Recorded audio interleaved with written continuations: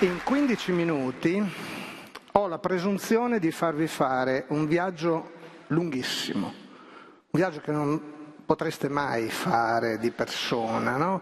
E quindi lo facciamo con la fantasia. Calvino diceva: la fantasia è un posto dove ci piove dentro. Pensate, lezioni americane di Calvino, era una sua frase. Bene, io vi parlerò dell'acqua, appunto. Il mio ultimo libro è Quando fuori piove, appunto, piove, no? Benissimo. Piove cosa? Acqua. Conosciamo bene l'acqua, appunto, è il titolo del mio intervento di oggi, ma l'acqua, certo, tutti dite, insomma, dalle scuole elementari ce l'hanno descritta, è questa molecolina che vediamo qui, no?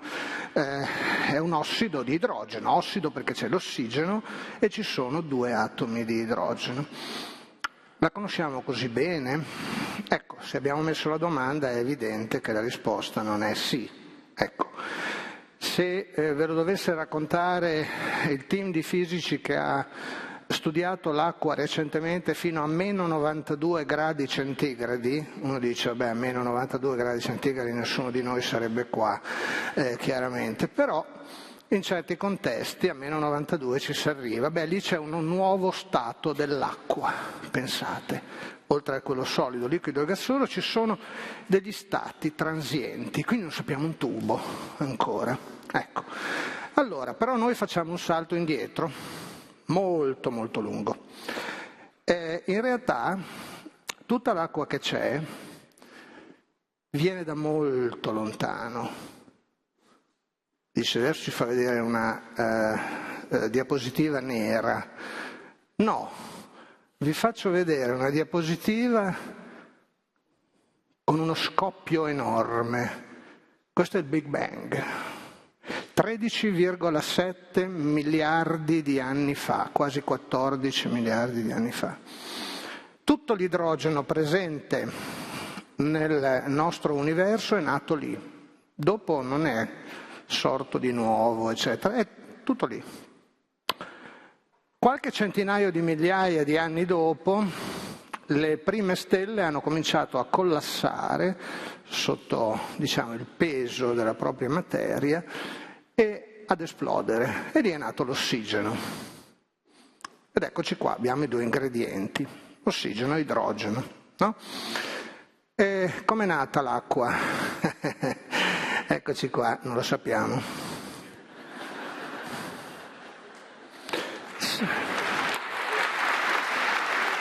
Allora, cioè non lo sappiamo, abbiamo un mare di teorie, c'è chi dice che è nata dai vulcani, c'è chi dice che l'hanno portata le comete, insomma forze endogene, forze esogene, tutto quello che vi pare, ma il nocciolo è che non lo sappiamo. Però di acqua è pieno l'universo. Guardate questo quasar, questo è un quasar.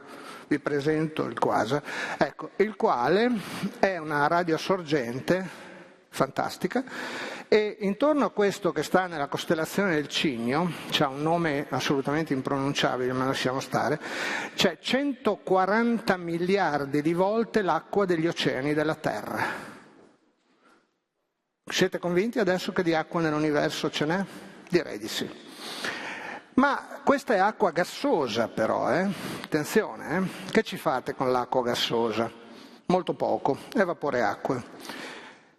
Se andiamo su Marte, ci siamo andati recentemente con le nostre missioni spaziali, ecco nel 2019 il rover Curiosity, che ha un nome fantastico per un fisico, per uno scienziato, sono Curiosity, ha fotografato delle nubi nel cielo di Marte che non sono altro che dei cirri, cioè quelle nubi che vedete ad altissima quota, no? Alla quota degli aerei, quelle bianche, vaporose, eccetera. Sono tutte fatte di cristalli di ghiaccio. Anche su Marte ci sono queste nubi, sono cristalli di ghiaccio, ma ancora una volta è acqua, certo, ma è acqua ghiacciata. E che ci fate? Nulla. O molto poco. Bene, allora, chiudiamo questa parentesi astronomica per dirvi una cosa importante. Allora, tutta l'acqua dell'universo è sostanzialmente o sotto forma di vapore o sotto forma di solido. Se andate su Nettuno, Nettuno è coperto da un oceano spesso un sacco, vabbè.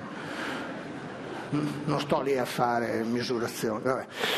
Un oceano che è ghiacciato.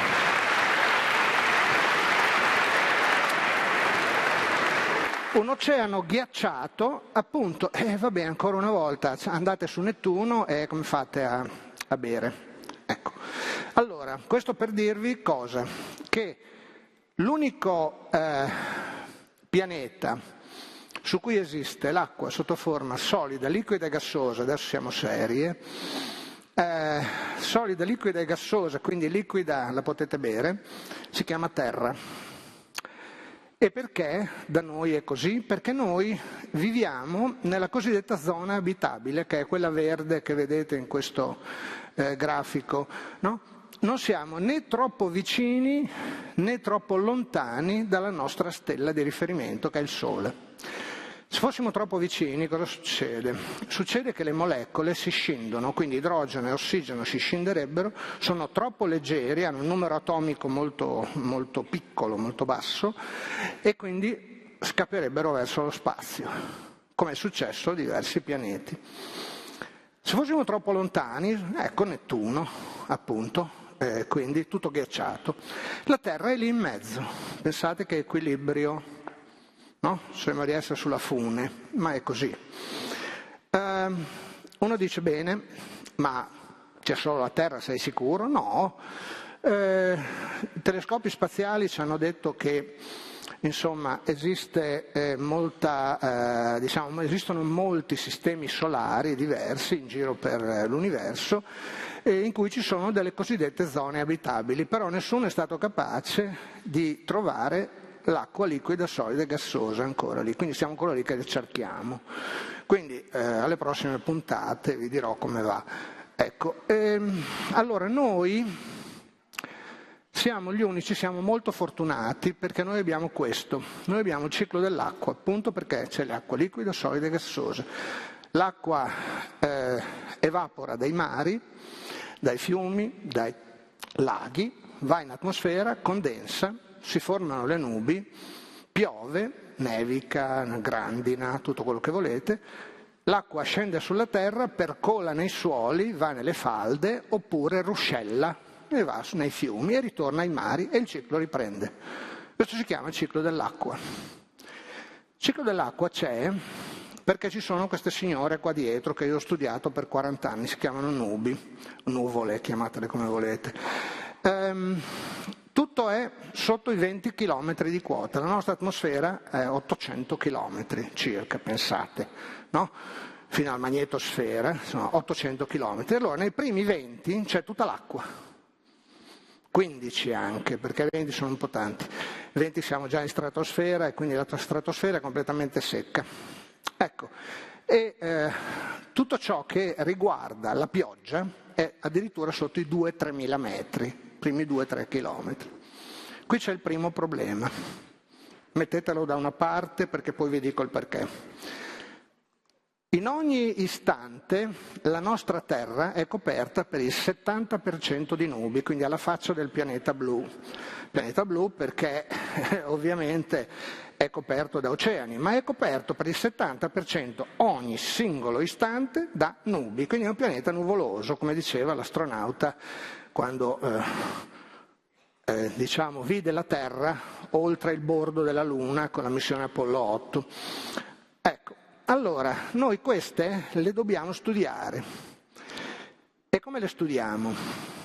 Soprattutto studiamo la precipitazione. Io sono molto preoccupato, sono venuto a dirvi che sono preoccupato.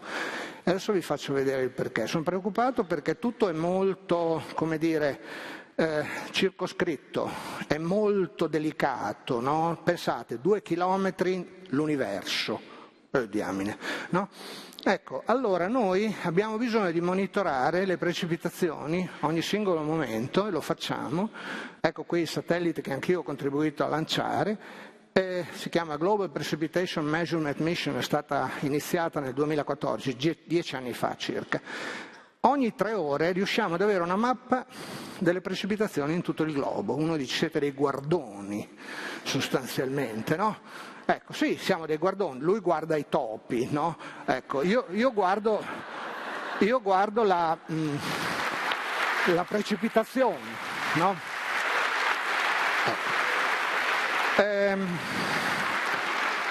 Però la guardo non perché sono voyeuristico, ma perché mi servono queste mappe qua che adesso vedete. Guardate qua, avete mai visto una cosa così? Ecco, questa qui è la precipitazione nella settimana che va dal 27 maggio al 3 giugno di quest'anno, però se la guardate bene c'è la precipitazione liquida che va dal verde al rosso e quella solida che va dall'azzurro al violetto. Questo è senza precedenti. Quando io ho visto questa cosa per la prima volta, con i sensori che abbiamo mandato su, mi è venuto. Perché io non avevo mai visto una cosa del genere. A cosa serve questa roba? Beh, serve a monitorare questo. Eccoci qua, seconda ragione di essere preoccupato. In realtà l'acqua che è sulla Terra è per il 97% negli oceani, quindi è salata e per usarla dovremmo dissalarla, cosa che facciamo in parte, ma insomma. Il 3% è acqua dolce, però il 2% è nei ghiacciai e nelle calotte polari, quindi quello che ci rimane da usare è un 1% di tutta l'acqua. Capite? Comincio a essere preoccupato. Allora, 2 chilometri le nubi, 1% l'acqua che io posso utilizzare. Bene, piove. Qui c'è la mappa delle precipitazioni in tutto il globo annuale. Vedete che piove molto nei paesi del sud-est asiatico, piove molto nel nord del Sud America, nel Centro America, eccetera, piove un po' meno dalle altre parti, ma insomma la notizia per voi è che piove sempre lo stesso quantitativo di acqua tutti gli anni. Non varia entro gli errori sperimentali che facciamo nel misurarla. Allora, voi mi potreste chiedere: perché sei preoccupato? Sono preoccupato perché c'è un convitato di pietra, eccolo qua. Si chiama CO2 e cosa fa? È un gas serra. Fa aumentare la temperatura del pianeta. Nella scala che vedete in alto a sinistra, la cuspide è a più 2 gradi e invece la parte più in basso è a meno 2 gradi. Sono più o meno 2 gradi rispetto alla media. Bene, se voi guardate, sta scorrendo il tempo in alto a destra, in epoca industriale guardate un po' che succede, diventa tutto rosso. Come mai? Stiamo arrivando ai 2 gradi. Eccoci qua. Allora, arrivati ai 2 gradi, e questo naturalmente non è solo la CO2, perché questo ve l'hanno raccontata, ma non è tutta lì la storia. La storia è anche il metano. Quando mangiate un hamburger, pensateci, perché con i nostri allevamenti intensivi stiamo mettendo in atmosfera un quantitativo di metano che fa paura. Questo è un gas serra ancora peggio della CO2, punto a capo, lettera maiuscola. Allora,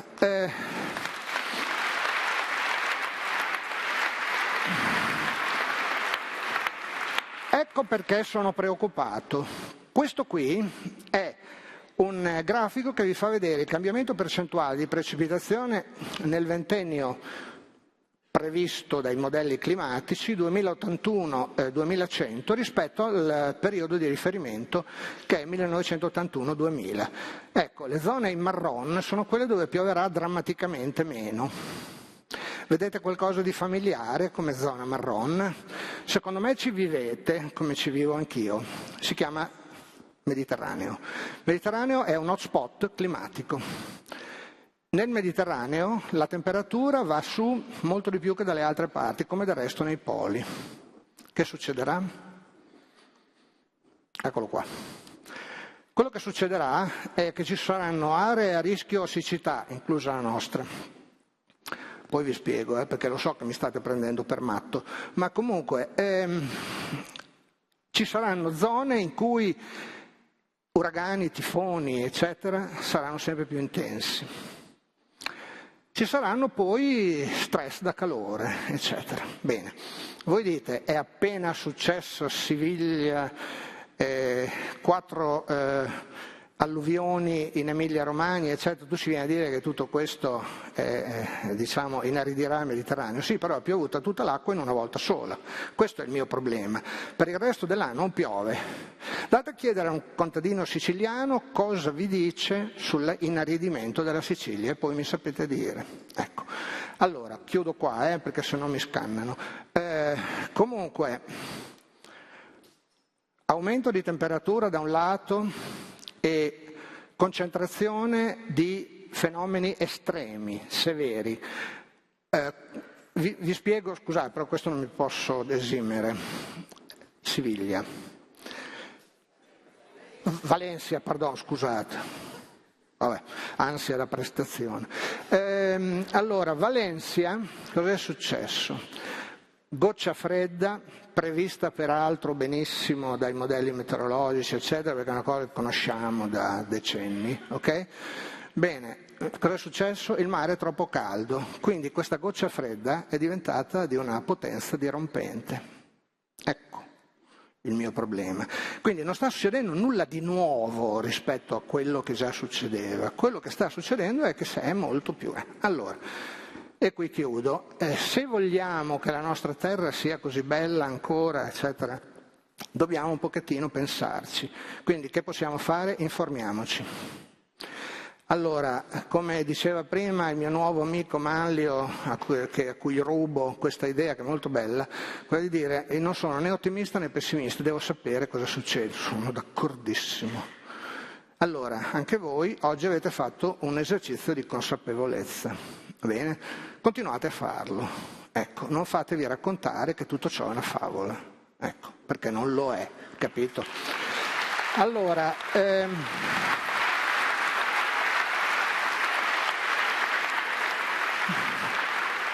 pressione sui politici, guardate come votate per la gente che vuole farci qualcosa, per Elon Musk, cioè volevo dire per Donald Trump, che so io, no, magari, però insomma, bene, qui chiudo e vi ringrazio.